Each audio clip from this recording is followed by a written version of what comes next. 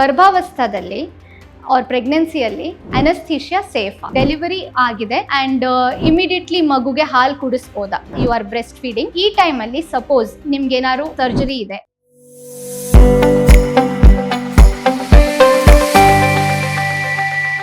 ನಮಸ್ಕಾರ, ನಾನು doctor Komal Deshpande, anaesthesiologist and intensivist working at Sampradaa hospitals, Bangalore.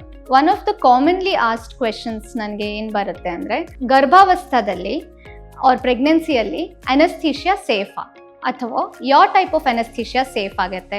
ನನ್ನ ಮಗುಗೆ ಅಥವಾ ಹಾಲಿನಲ್ಲಿ ಏನಾದ್ರು ಅನಸ್ಥೆಟಿಕ್ ಡ್ರಗ್ಸ್ದು secretion or any unsafe effects ಇರುತ್ತಾ ಅಂತ ತುಂಬ ಜನ ಕೇಳ್ತಾರೆ. And it is fair enough.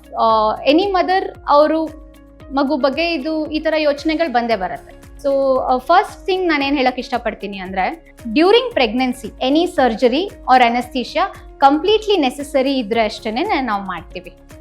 This is one point. One more point, ನಿಮಗೆ ಸಿಸೇರಿಯನ್ ಸೆಕ್ಷನ್ ತುಂಬ ಕಾಮನ್ಲಿ ಆಗ್ತದೆ. ಸೊ ಅದಕ್ಕೆ ನಾವು ಏನು ಅನಸ್ಥೀಶಿಯಾ ಕೊಡ್ತೀವಿ ಅಂದರೆ, as much as possible we choose regional or spinal anaesthesia. ಯಾಕೆ ಅಂದರೆ, ಸ್ಪೈನಲ್ ಅನಸ್ಥೀಸಿಯಾದಲ್ಲಿ ನಮಗೆ ನಂಬರ್ ಆಫ್ ಡ್ರಗ್ಸ್ ನಾವೇನು ಯೂಸ್ ಮಾಡ್ತಿದ್ದೀವಿ, they are least number and they are safest. And mother ಏನಂದರೆ ಕಾನ್ಷಿಯಸ್ ಆಗಿರ್ತಾರೆ, ಅವರು ಮಗು ಬರ್ತ್ ಆದ ತಕ್ಷಣ ಇಮಿಡಿಯೇಟ್ಲಿ ಮಗುನ ನೋಡ್ಬೋದು. ಸೊ ಅವ್ರ ಕಾನ್ಷಿಯಸ್ನೆಸ್ ಲೆವೆಲ್ ನಾರ್ಮಲ್ ಆಗಿರುತ್ತೆ ಸ್ಪೈನಲ್ ಅನಸ್ಥೀಸಿಯಾದಲ್ಲಿ. ಸೊ ಈ ಟೆಕ್ನಿಕ್ ನಾವು ಯೂಶ್ವಲಿ ಪ್ರಿಫರ್ ಮಾಡ್ತೀವಿ. ಬರೀ ಸರ್ಟನ್ ಸಿಚುವೇಶನ್ಸಲ್ಲಿ ಎಲ್ಲಿ spinal anaesthesia is contraindicated ಅಥವಾ ಕೊಡೋಕ್ಕಾಗೋದಿಲ್ಲ ಅಥವಾ ಬೇರೆ ಇಶ್ಯೂಸ್ ಇದೆ ಅಂದಾಗ, or extremely emergent or emergency caesarean section ಇದ್ದಾಗ ಅಷ್ಟೇ ನಾವು ಜನರಲ್ ಅನಸ್ಥೀಸಿಯಾ ರೆಕಮೆಂಡ್ ಮಾಡ್ತೀವಿ.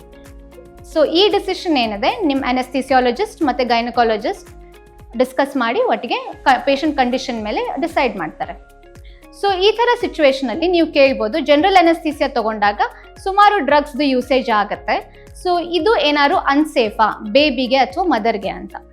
ಸೊ ನೀವು ಗರ್ಭಾವಸ್ಥೆಯಲ್ಲಿದ್ದಾಗ ಡೆಲಿವರಿ ಟೈಮಲ್ಲಿ ಆಗಿರ್ಬೋದು ಅಥವಾ ಬೇರೆ ಯಾವ್ದಾದ್ರು ಸರ್ಜರಿಯಲ್ಲಿರ್ಬೋದು, most of the anaesthetic drugs ಏನು ನಾವು ಯೂಸ್ ಮಾಡ್ತೀವಿ ಅದು ಸೇಫ್ ಇರುತ್ತೆ. ಓಕೆ, ಸೊ ನಾವು ಅದೇ ಥರದ drugs we choose and we administer which have a wide margin of safety for the mother and the child. So ನೀವು ಇದ್ರ ಬಗ್ಗೆ ತುಂಬ ಚಿಂತೆ ಮಾಡೋ ಕಾರಣವಿಲ್ಲ.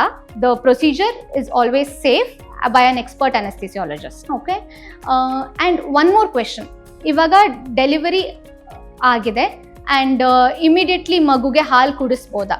In most of the situations, yes. If the mother and baby are fine, definitely you can start breastfeeding immediately once mother and baby are able to sit up and feed the child. This is one thing. And one more question ಏನು ಬರ್ಬೋದು ಅಂದರೆ, ಇವಾಗ ನಿಮ್ದು delivery ಆಗಿದೆ, 1-2 months ಆಗಿದೆ and ನೀವು ಮಗುಗೆ ಹಾಲು ಕುಡಿಸ್ತಿದ್ದೀರಾ, you are breast feeding.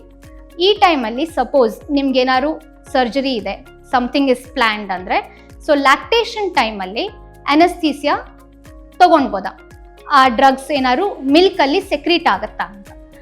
So ಈ ಕ್ವೆಶನ್ಗೆ ನಾನು ಏನು ಹೇಳಕ್ಕೆ ಇಷ್ಟಪಡ್ತೀನಿ ಅಂದರೆ, ಮೋಸ್ಟ್ ಆಫ್ ದ ಡ್ರಗ್ಸ್ ಏನಿದೆ those are safe to be administered. And ಇದಕ್ಕೂ ಕೂಡ ನಾವು ಯಾವ ಡ್ರಗ್ ಸೇಫ್ ಇದೆ ಅದಷ್ಟೇ ನಾವು ಅಡ್ಮಿನಿಸ್ಟರ್ ಮಾಡೋದು, ಆ್ಯಂಡ್ ಇದು ಬೇಬಿಗೆ ಎಫೆಕ್ಟ್ ಆಗದೆ ಇರೋಂಗೆ ನಾವು ನೋಡೋದು.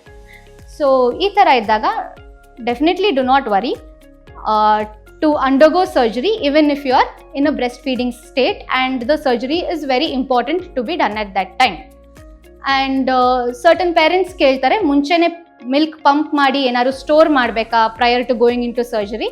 ಸೊ ಇದು ನಾವು ರೆಕಮೆಂಡ್ ಏನು ಮಾಡೋದಿಲ್ಲ, because immediately once the surgery is done and you are fine, you can directly breast feed the baby.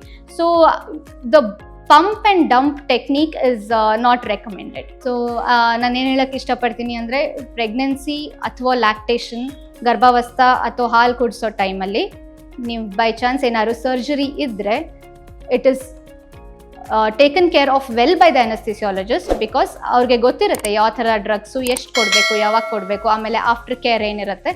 So ಚಿಂತೆ ಮಾಡೋ ಕಾರಣವಿಲ್ಲ. ಲೇಟೆಸ್ಟ್ ಹಾಗೂ ಇಂಟ್ರೆಸ್ಟಿಂಗ್ ಸುದ್ದಿಗಳಿಗಾಗಿ ಬಾಸ್ ಟಿವಿ ಕನ್ನಡ ಚಾನೆಲ್ನ ಸಬ್ಸ್ಕ್ರೈಬ್ ಮಾಡಿ, ಹಾಗೆಯೇ ಬೆಲ್ ಐಕಾನ್ ಪ್ರೆಸ್ ಮಾಡಿ. ಇದರ ಜೊತೆಗೆ ಫೇಸ್ಬುಕ್, ಇನ್ಸ್ಟಾಗ್ರಾಮ್, ಎಕ್ಸ್ನಲ್ಲೂ ಮಿಸ್ ಮಾಡದೆ ಫಾಲೋ ಮಾಡಿ.